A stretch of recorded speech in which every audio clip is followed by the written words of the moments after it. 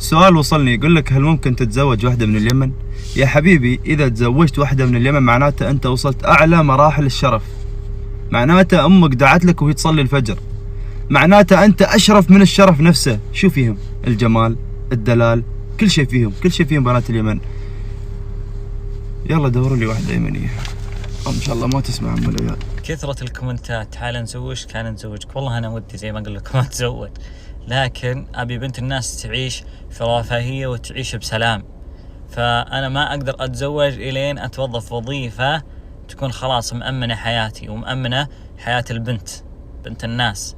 لازم إني أصونها، لازم إني أعطيها مصروف، لازم إني أجيب لها اللي تبغى، يعني أخليها فريدة عن كل البنات، ما أخلي شيء بخاطرها، ونعم بأهل اليمن ونعم بكل بنات الناس أبد. لكن إلين أتوظف وإن شاء الله وقتها أفكر في الزواج ونعم بأهل اليمن.